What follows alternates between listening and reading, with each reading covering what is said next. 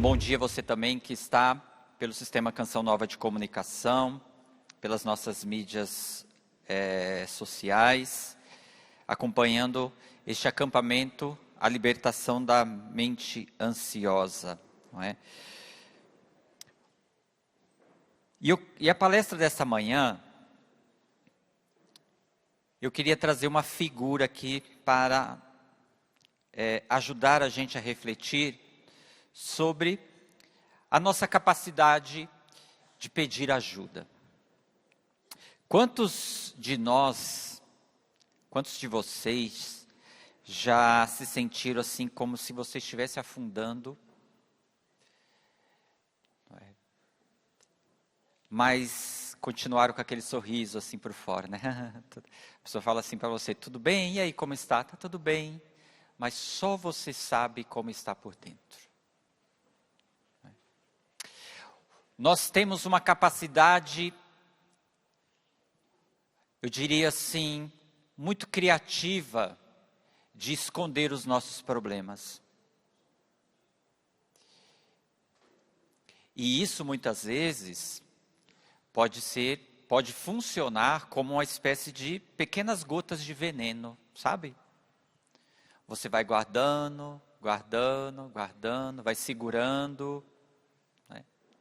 E se você for a pessoa na sua casa que segura as pontas, é pior ainda, não é? Teve uma vez uma pessoa que falou assim para mim, né, acompanhando lá em psicoterapia, ela falou assim, mas eu sou o pilar da casa. Aí eu falei assim, e o que acontece quando o pilar racha? O que acontece quando essa estrutura que é muito forte, que é muito poderosa, né, ela trinca? O que faz? Deixa a casa cair? Deixa desmoronar tudo? Então é um pouco disso que eu quero falar com vocês hoje. E para ajudar a nossa reflexão, eu gostaria de que você, se você estiver aqui, já pega aí a sua Bíblia. Para você que está em casa, pega aí a sua Bíblia também, no Evangelho de Mateus, no capítulo 14, versículo 22, seguintes, tá?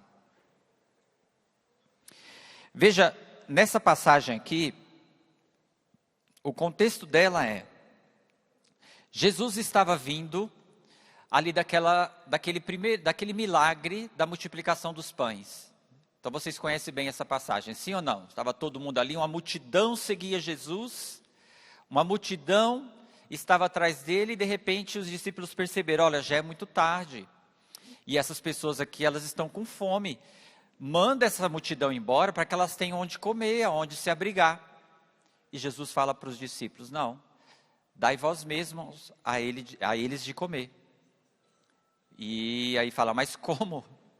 Né? Como que a gente vai dar aqui uma comida para esse povo todo? Né?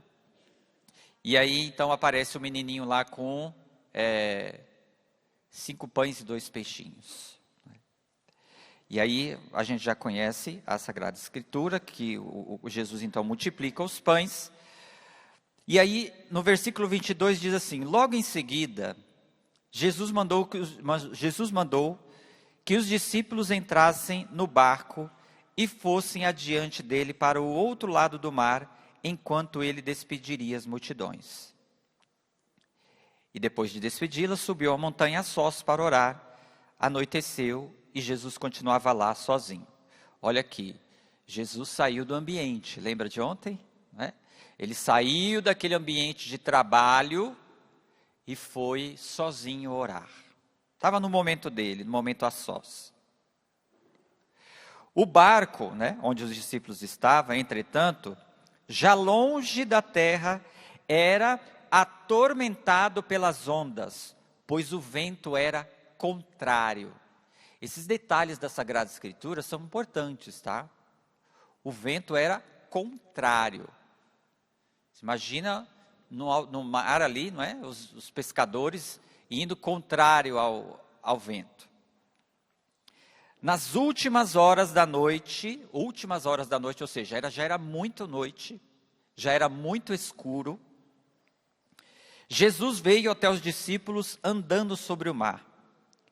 Quando os discípulos o viram andando sobre o mar, ficaram apavorados e disseram: é um fantasma. Ó, a mente, não é? Os pensamentos já não estavam funcionando muito bem. E gritaram de medo, mas Jesus logo lhes falou: coragem, sou eu, não tenhais medo. Então Pedro lhe disse: Senhor, se és tu, manda-me ir ao teu encontro, caminhando sobre a água. Ele respondeu: vem. Pedro desceu do barco e começou a andar sobre a água em direção a Jesus. Mas, sentindo o vento, lembra do vento contrário? Sentindo o vento, ficou com medo. E começando a afundar, gritou: Senhor, salva-me. Jesus logo estendeu a mão, segurou e lhe disse: homem de pouca fé, por que duvidastes? Assim que subiram no barco, o vento cessou. Os que estavam no barco ajoelharam-se diante dele, dizendo: verdadeiramente, tu és o Filho de Deus. Eu queria que nós mergulhássemos nessa passagem da Sagrada Escritura e tentássemos entender novamente o ambiente onde eles estavam. Era um ambiente tranquilo? Não. Era um ambiente de muito vento, de tormenta. A Sagrada Escritura, toda vez que ela traz esses elementos da natureza, tá? É importante entender, né, e fazer analogia com a nossa própria vida, tá? Esses ventos contrários, as dificuldades que você enfrenta na sua vida, os ventos que são contrários a tudo aquilo que você gostaria que a sua vida tivesse. Olha, você está caminhando para cá, de repente existem várias situações na sua vida que o vento começa a bater ao contrário, ou seja, impedindo você muitas vezes de seguir adiante. Não é? E nós estamos diante aqui de homens, Pedro muito corajoso, olha só, olha que contraste interessante, né? Pedro falou: Senhor, se és tu, manda-me ir andando até o Senhor sobre as águas. Ou seja, Pedro foi corajoso, sim ou não? Porque ele poderia dizer assim: não, é impossível. Mas ele foi até corajoso. Mas a palavra diz assim: ele sentiu o vento e teve medo. Assim como nós temos os medos. Assim como você que está no caminho de Deus, assim como você que está firme na fé, mas existem ventos na sua vida. Existem situações que fogem do seu controle. O vento nós não conseguimos controlar. Não é? Quem aqui consegue conter o vento? Consegue. Os ventos na sua vida são justamente aquelas situações que você não consegue controlar. Aquelas situações que você não tem o controle, que fogem, que te escapam. Sabe aquela situação bem difícil que você fala: e agora o que eu faço? E bate o desespero, bate o medo. E claro, o desespero e o medo, vem a ansiedade. Vem a mente que começa a funcionar de forma desesperada, como os discípulos aqui. Olha o ambiente. Primeiro, eles estavam cansados e exaustos. Eles já estavam vindo de uma caminhada bem longa com Jesus. O trabalho naqueles dias estavam cansados, exaustos. Estavam brigando com o vento, com a tormenta. E aí também diz da última hora da noite, ou seja, já estava muito escuro. Tá? Na Sagrada Escritura, a escuridão, né, o medo, ela representa também esse medo, essa coisa que a gente não sabe o que tem no escuro. E a cabeça deles estavam tão assim cansadas, estava tão exausta, que eles começaram a enxergar coisas que não existiam. É um fantasma. Não é? Quantas coisas que você está vendo, ouvindo, coisas que não existem. É um produto da sua mente.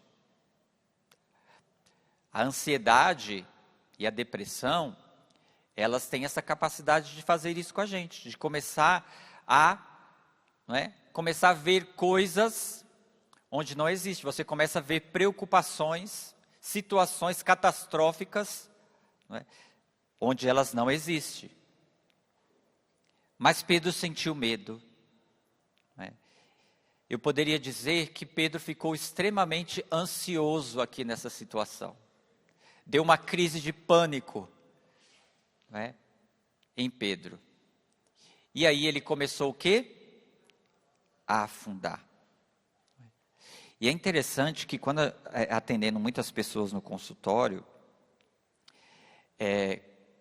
a gente entende, eu mesmo já tive várias vezes essas crises de ansiedade, e como a gente conversava ontem aqui, é uma situação assim de pânico, de morte, não é? Quem já teve aqui? É uma situação assim de morte, não é? Parece que aquela coisa assim não tem fim. E aqui um parênteses, tá? Quando você tiver as suas crises, a melhor coisa a fazer, eu acho que o Padre Adriano depois vai falar isso, mas se ele não falar, eu já estou falando aqui para vocês agora. A melhor coisa a fazer é não tentar controlar a sua crise. Tá? Porque tem pessoas que quando começa em todas aquelas situações, elas querem controlar, elas querem de alguma forma, claro, porque elas querem fazer com que aquilo pare. Só que acontece é que aquilo não para. E a pessoa entra num ciclo, não é? Que como ela não consegue parar, a ansiedade aumenta, não é? É por isso que quando uma pessoa está, por exemplo, numa crise de pânico, a primeira coisa que ela faz é o que a gente chama de hiperventilar, não é? Ou seja, a respiração começa a ficar bem ofegante, né? E aquilo vai dando um desespero, e é isso que você quer controlar. Por isso que quando uma das técnicas mais fundamentais nesses momentos é justamente você sair do lugar, ir para um lugar mais calmo, sentar, ou se puder deitar com a cabeça um pouco levantada e fazer técnica de respiração, né? Respira fundo, né? Conta até 5, 6, prendendo a respiração, e depois vai soltando, contando até 4. 1, 2, 3, 4. Por quê? Para que você ir parando essa hiperventilação, essa respiração ofegante, não é? Então, uma das técnicas importantes é justamente você trabalhar a respiração nesses momentos, ok? Mas uma crise de ansiedade, ela dura alguns minutos, tá? Você precisa ter isso na sua mente, que a crise, ela é como se fosse uma onda, ela vem, não é? E depois ela vai embora, tá? Ela não vai ficar ali por muito tempo, não. Uma crise de ansiedade, ela dura no máximo assim uns 10 minutinhos, tá? Então você segura que vai passar, tá? Ninguém morre com a crise de ansiedade. Pelo menos até hoje não tem relatos, tá bom? Que a pessoa morreu porque teve ansiedade. Então só um adendo aqui. Mas veja bem, a Sagrada Escritura diz, não é? Que Pedro teve medo. Agora eu fico pensando aqui, qual era a profissão de Pedro? O que Pedro era? Pedro era pescador. Já viu um pescador afundar? Um pescador que não sabe nadar? Por que Pedro, sendo pescador, começou a afundar? Porque ele não nadou. Era simples, começou a afundar ali, opa, peraí, deixa eu dar umas braçadas aqui e ir na direção de Jesus, né? Até porque ele teve coragem de pedir para Jesus, olha, eu quero ir andando sobre as águas. Mas Pedro afundou. Afundou porque teve medo. E é interessante que a Sagrada Escritura mostra que já um caráter redentor de Cristo Jesus. Aqui é a divindade, que é Jesus sobre as águas, que socorre a nossa humanidade ferida. Cristo está sempre com as mãos estendidas diante do seu medo, diante da sua ansiedade. Eu sei que nesses momentos bate em nós assim aquele desespero, aquela coisa que parece que ninguém está vendo, que Deus não está conosco, mas é justamente ao contrário. Nos momentos em que os ventos batem contrário sobre você, nos momentos em que a ansiedade bate, que o medo é desesperador, Jesus estende a mão sobre você. Mas é preciso um caráter, é preciso algo aqui muito importante, que muitas vezes falta para nós que somos católicos, que cremos em Deus. A coragem de pedir ajuda. A coragem de chegar para Deus e dizer assim, Senhor, salva-me. E Pedro fez isso. Pedro gritou, olha que interessante. Começando a afundar, Pedro gritou, Senhor, salva-me. Não é? Pedro gritou, eu preciso de ajuda. Eu estou afundando. E muitas vezes, as pessoas, principalmente de fé, elas resistem muito a pedir ajuda. Muitas pessoas que estão na igreja, que inclusive têm até lideranças na igreja, elas resistem muito a pedir ajuda. Aí o que o corpo faz? Vai lá e pede por ele mesmo. Porque tem horas que o nosso corpo, ele é autônomo, não é? Se você leva o corpo ao limite, ele vai dizer para você, olha, já deu, chega.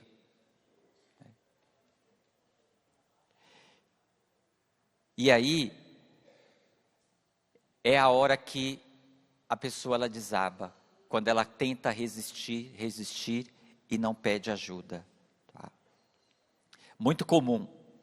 Como eu atendo muitas pessoas, né, que procuram, e elas estão dentro de um contexto religioso, é interessante que quando as pessoas chegam, a grande maioria já chega assim, né, já está quase no fio da navalha.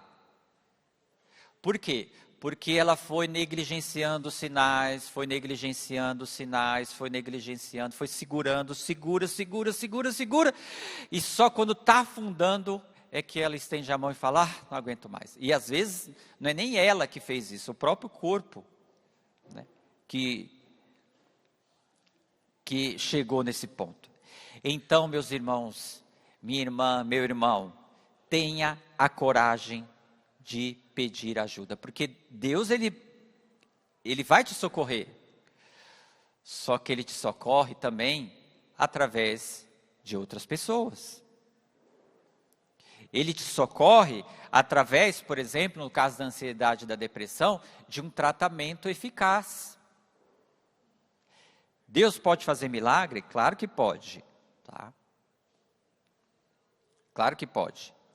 Mas a fé nos ensina, tá, que nós precisamos, que nós somos dependentes de outras pessoas. O Padre Jonas falava muito para nós aqui na comunidade, internamente, não é? Uma frase do Padre Jonas: ninguém é bom sozinho. Tá? Fala para a pessoa que está do seu lado aí, ó, ninguém é bom sozinho.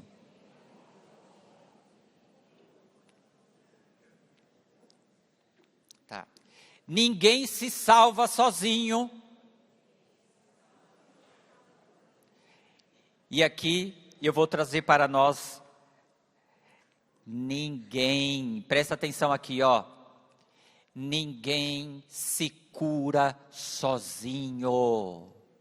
Ninguém se cura sozinho. Se você não estender a sua mão, a cura de Deus não chega até você. Por quê? Porque muitas vezes esse ego nosso, né, essa autossuficiência tóxica, ela também nos adoece. Você já está com todos os sinais no seu corpo que a sua saúde mental não está boa, mas você resiste. Você fecha lá no quartinho e fica, ai Jesus, me cura disso, me cura daquilo, me cura. Não é? Deus quer te curar, mas Deus quer te curar através de quem? De outras pessoas. A gente conversava aqui ontem, não é? Surgiu até uma pergunta falando assim, por que as pessoas elas têm tanto preconceito, não é, em questões psiquiátricas, né, de tomar o remédio e tal. Gente, a Sagrada Escritura disse que foi Deus que fez o médico está a serviço de Deus. A medicina.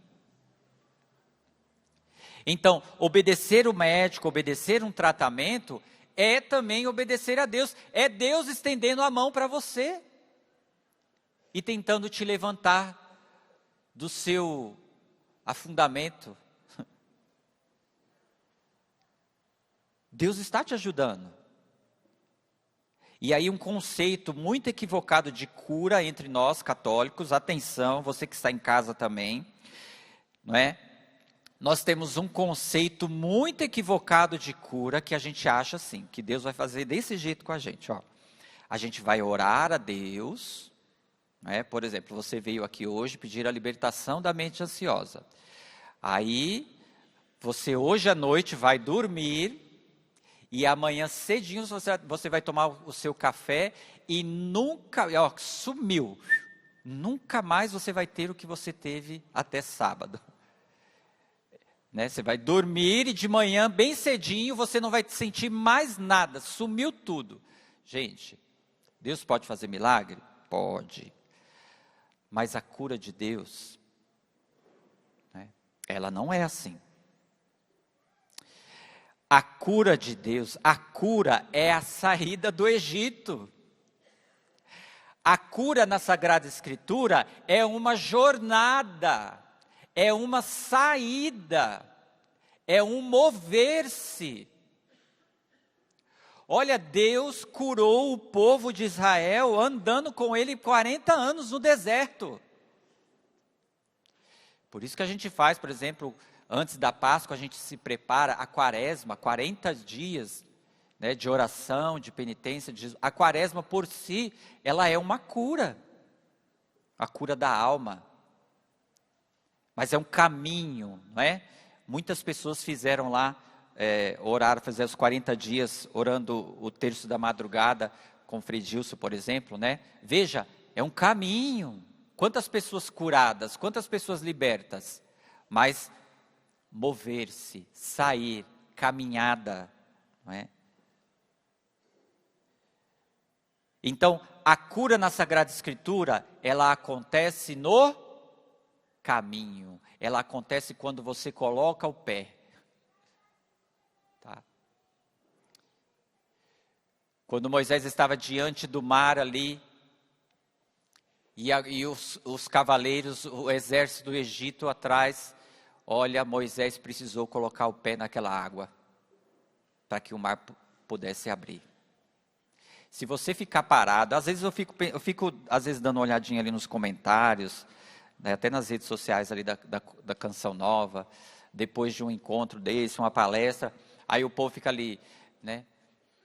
Ai, eu queria que Deus me libertasse disso, eu queria que Deus me fizesse isso, me curasse disso. Deus está aqui, nem Pedro, Deus está aqui, ó, com a mão levantada. Mas você está saindo do seu lugar? Você está indo ao encontro dessa cura, dessa libertação? Você está, ao menos,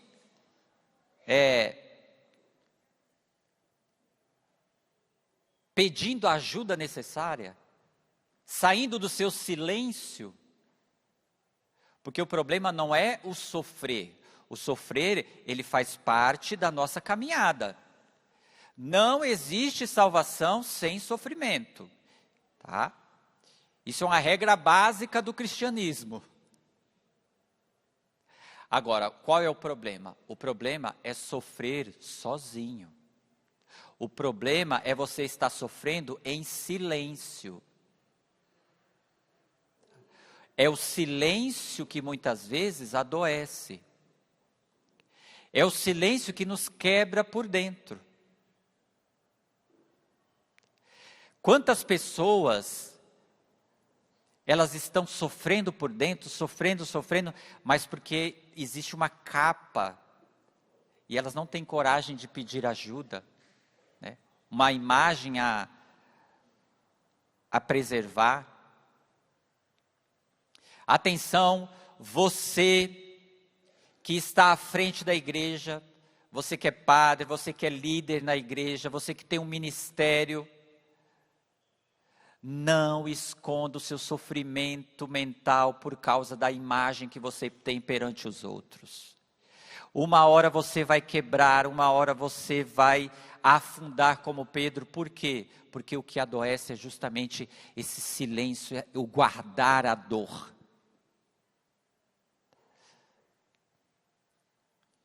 Quantas pessoas, meu Deus, a gente vê assim, né? Às vezes chegou ali até a tirar a própria vida e a gente fala, meu Deus, mas ninguém percebeu, ninguém notou. Não é? Até mesmo, né, dentro do clero no Brasil, às vezes padres, e a gente fica, né, escutando, porque tem isso, gente, é um sofrimento muitas vezes.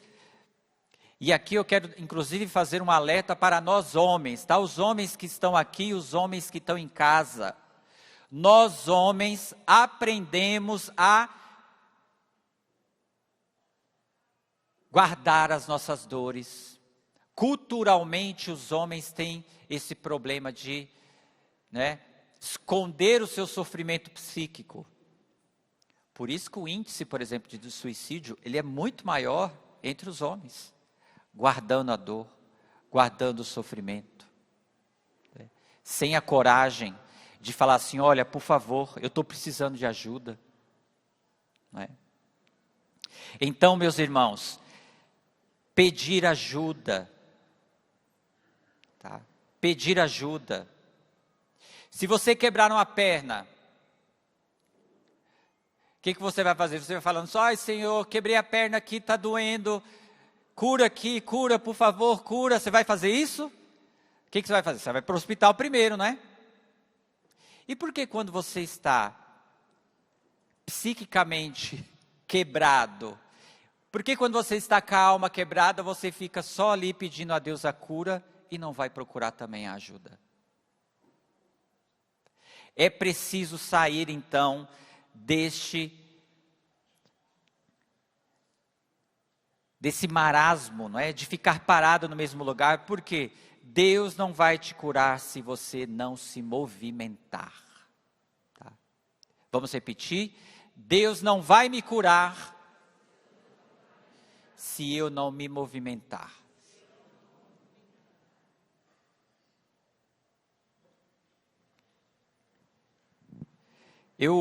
No ano passado, eu escrevi esse livro aqui, ó, tá? Uma luz na escuridão. Depois você pode passar ali na loja do Davi e comprar o livro. Como a fé e a ciência podem ajudá-lo a superar a ansiedade e a depressão. Tá? Tá ali, logo na porta, ali na nossa loja. Você também pode, pela loja.cançãonova.com, adquirir. E justamente numa parte aqui no livro, na página 101, eu faço justamente essa reflexão de Pedro, não é? E aí eu falo aqui justamente de 3 palavrinhas que eu acho que é importante, tá? O que significa estender a mão? Significa ter a coragem e a humildade de pedir, olha, pedir, procurar e aceitar a ajuda. São 3 palavrinhas, tá? A primeira é pedir, depois procurar e depois aceitar a ajuda. Tá? O que é então o pedir ajuda? E eu falo aqui, ó, pedir ajuda é o ato de verbalizar para uma outra pessoa o quanto este sofrimento está difícil de ser suportado. Como se você estivesse gritando dentro de um buraco. Então, o que é pedir ajuda? É verbalizar. Verbaliza, fala para alguém. Rompa com o silêncio. Olha, eu estou sentindo aqui essa dor, está muito forte dentro de mim. Aí você fala, mas Daniel, eu não tenho com quem falar. Você tem, claro que tem. É impossível que você não tenha. É impossível, vai na igreja. Olha, tem uma coisa que a gente precisa fazer hoje no Brasil,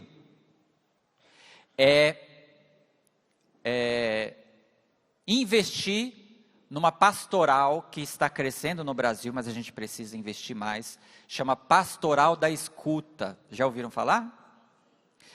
Por favor, nós, padres, bispos, né, líderes nas paróquias, vamos investir na Pastoral da Escuta. Porque as pessoas, elas estão sofrendo sozinhas. Preparar pessoas para escutar as outras. A gente está vivendo num mundo de isolamento, é cada um no seu quarto, é cada um no seu smartphone, é cada um no seu canto. A gente precisa investir na pastoral da escuta. Agora, a pastoral da escuta, ela não é a terapia, tá? Terapia é uma outra coisa, depois eu vou explicar. Tá? Mas as pessoas querem falar, e você que está em sofrimento psíquico, verbalize, fala, tá? Muitas pessoas têm receio de verbalizar suas angústias por medo de julgamentos, por poderem ser mal interpretadas ou por acreditarem que vão ser causa de preocupação. Quantas pessoas dentro de casa estão morrendo em silêncio, porque, como a gente disse ontem, elas não são validadas. E eu entendo o silêncio de muitas pessoas. Elas morrem em silêncio por quê? Porque se eu falar que eu estou sofrendo aqui em casa, não vão acreditar em mim. Se eu falar que eu estou com essa depressão, que eu estou com ansiedade, as pessoas não vão acreditar ou vão falar que é frescura. E eu entendo essas pessoas, porque na grande maioria das vezes, as pessoas ao nosso redor, não é? O ambiente tóxico ao nosso redor, ele não valida a nossa dor. Faz pouco caso daquilo que a gente está sentindo, dos nossos sentimentos.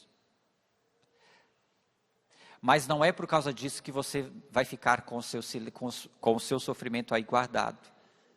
Se dentro da sua casa não tem alguém que acolhe a sua dor, por favor, procure um lugar onde você possa falar.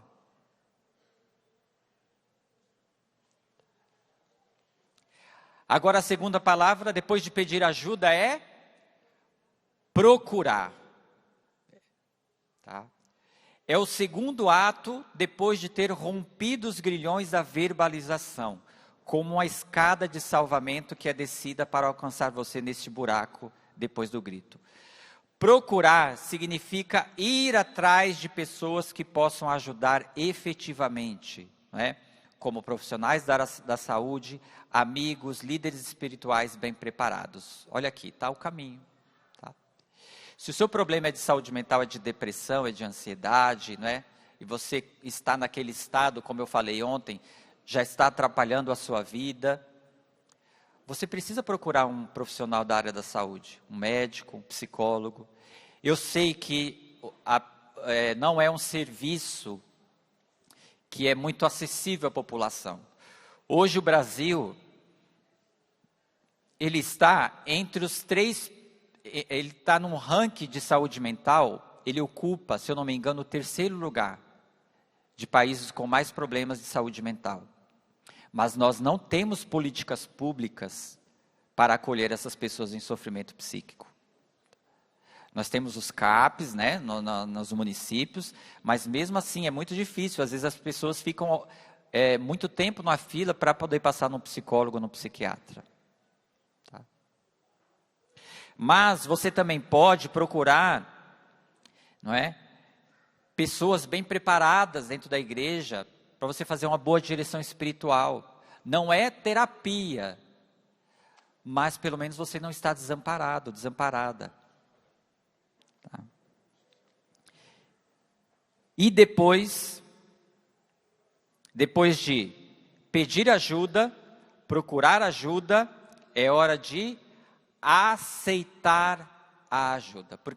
E por que eu coloquei o aceitar a ajuda? Porque muitas pessoas, elas resistem muitas vezes. As pessoas, elas resistem.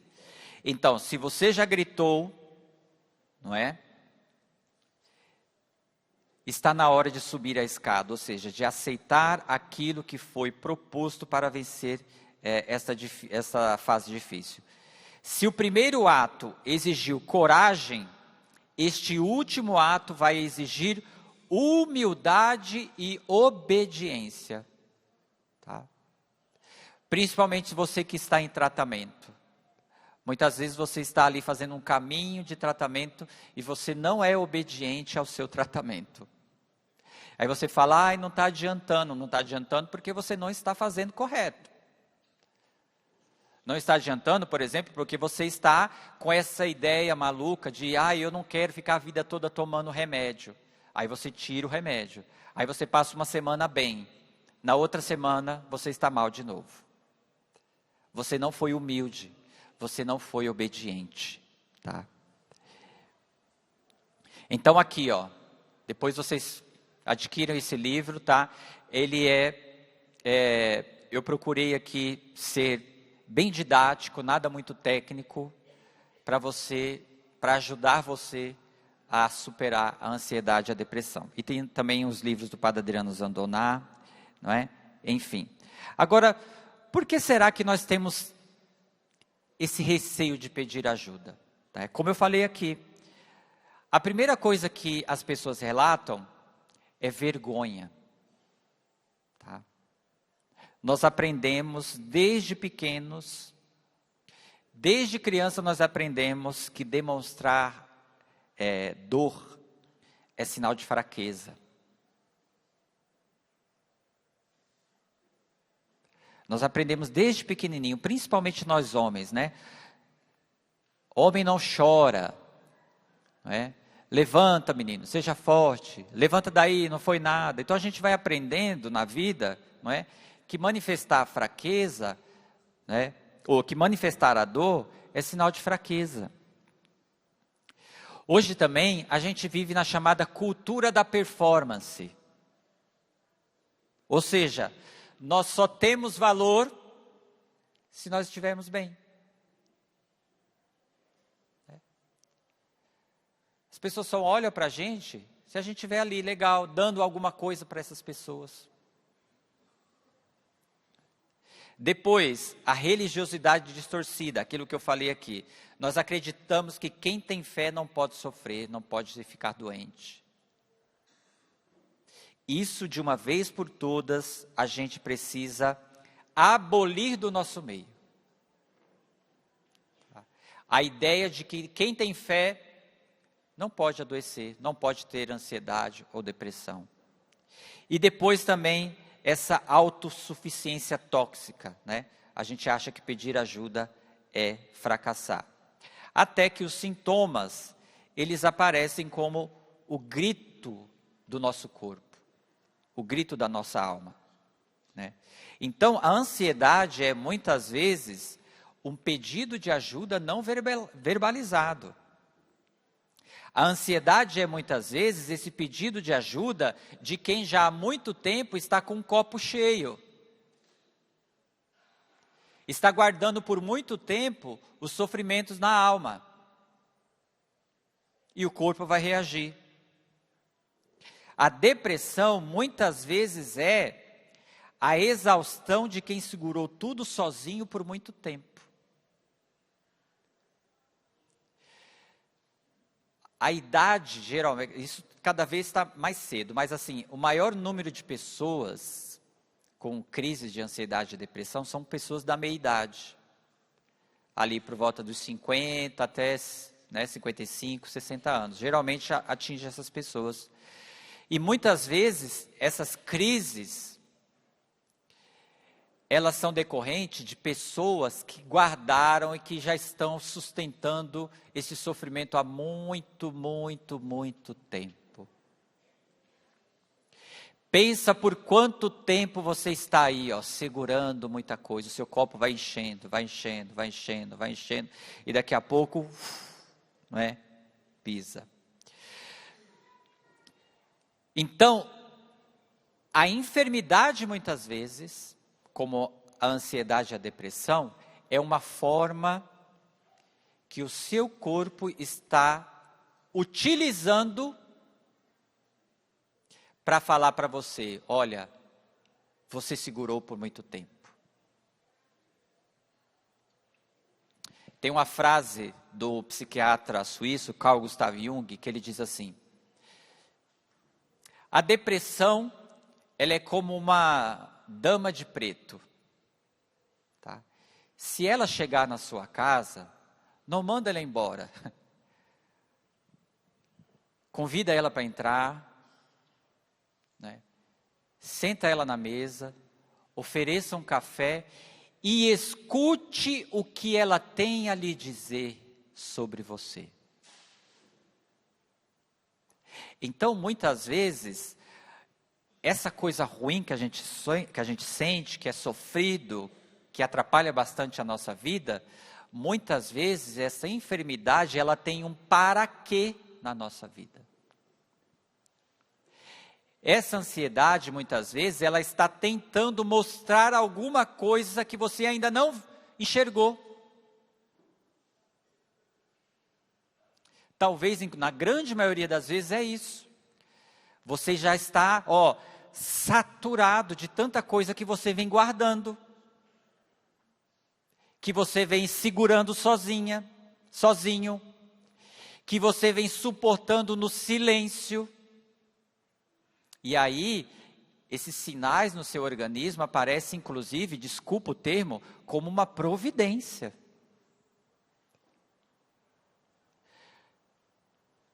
E se ajuda um pouco você, pode ser que essa fase que você esteja passando muito difícil, de crise de ansiedade, seja inclusive a sua salvação. Eu ouso dizer isso. Quantas pessoas acordaram para a vida depois de uma crise, depois que o corpo colocou ela assim, Tem uma pessoa que eu conheço, que eu acompanhei por um tempo, assim, muito ativa, Muito ativa, fazia tudo, resolvia um monte de problema, Assim, era uma pessoa que você olhava, falava assim, nossa, como essa pessoa é trabalhadora, essa pessoa trabalha demais, ela faz 10 coisas ao mesmo tempo, até que caiu. Até que o corpo falou assim, olha, se você não parar, eu vou te parar. E preste bem atenção, a doença, ela não aparece de uma vez assim, não aparece abruptamente, tá? O nosso corpo, ele é inteligente e ele vai dando sinais.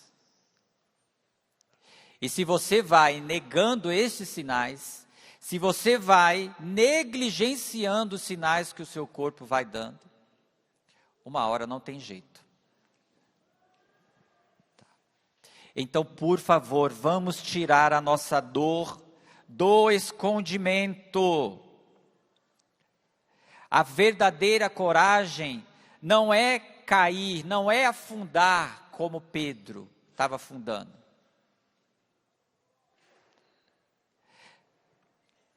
A verdadeira coragem é gritar por ajuda quando nós estamos caindo. Então, se você está cansado, diga, eu estou cansado, está demais para mim. Eu não consigo sozinho, Eu não consigo sozinha. Eu preciso de ajuda. O maior ato de coragem de São Pedro, nessa passagem bíblica aqui, o maior ato de coragem de Pedro não foi andar sobre as águas, foi estender a mão e pedir ajuda. Salva-me, Senhor. O maior ato de coragem seu não é mostrar que você é forte o tempo todo. O maior ato de coragem é saber a hora de pedir ajuda. E ter a humildade de estender a mão e falar, eu não posso mais caminhar sozinho. Lembra daquela musiquinha? Sozinho eu não posso mais. Sozinho eu não posso mais. Sozinho eu não posso mais viver. Você não pode mais sozinho. Você não pode também sofrer sozinho. Rompe o silêncio. Faça como Pedro. Você está afundando? Não tem problema, você está afundando. Todos nós, em algum momento da nossa vida, vamos estar assim, afundando em algum problema, em alguma dificuldade. Mas a coragem do cristão é saber pedir ajuda. É saber, como a Aline falava ontem, saber o seu próprio limite. Saber estender a mão e dizer, Senhor, salva-me. Salva-me. Meus irmãos, tem muita gente morrendo sozinho nesse mundo. Tem muita gente sofrendo e morrendo em silêncio. E nós não podemos deixar. Porque, em primeiro lugar, a comunidade, o cristianismo é comunidade. O cristianismo é comunidade. É inadmissível uma pessoa que está ao nosso lado, uma pessoa muitas vezes de caminhada, está sofrendo sozinho, está sofrendo sozinha, e não encontrar uma mão que possa tirar ela desse mar. Nós não podemos deixar as pessoas sofrendo sozinhas. Mas, por favor, você que está me ouvindo agora, se você está no seu silêncio, em nome de Jesus, quebre o seu silêncio. Em nome de Jesus, quebre o seu silêncio. Se você já ficou muito decepcionado, quando você falou do seu sofrimento aí na sua casa, as pessoas não te acolheram, procure outras pessoas. Procure a igreja mais próxima, procure o padre, o sacerdote, procure alguém da acolhida na sua paróquia, procure alguém. Mas, por favor, diga, eu não posso mais sozinho. Eu preciso pedir ajuda. Qual o seu pedido de ajuda hoje? O que você tem para falar para Deus hoje? Feche um pouquinho aí os seus olhos. E pensa justamente se você não é essa pessoa que está afundando como Pedro. Pensa se você não é essa pessoa que está aí. Há muito tempo já parece que você está afundando. Só que muitas vezes no seu orgulho, você não tem estendido a sua mão e dito, Senhor, salva-me. Você não tem se posto a caminho, você não tem posto-se em movimento. E você tem sofrido muito só.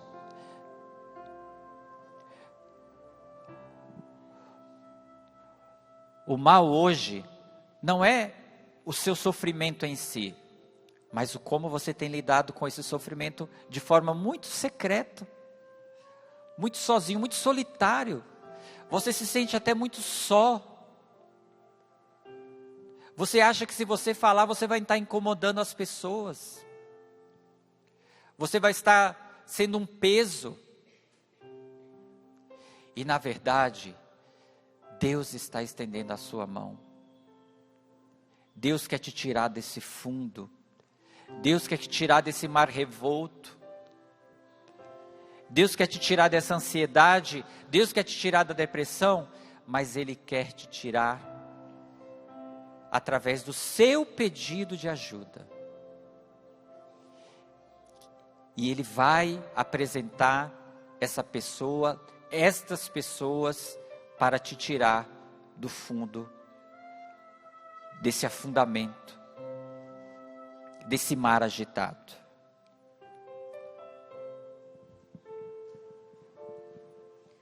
Vem Espírito,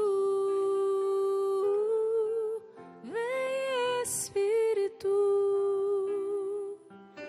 sozinho eu não posso mais, sozinho eu não posso mais, sozinho eu não posso mais viver. Vai ficando em pé, vai cantando. Vem Espírito,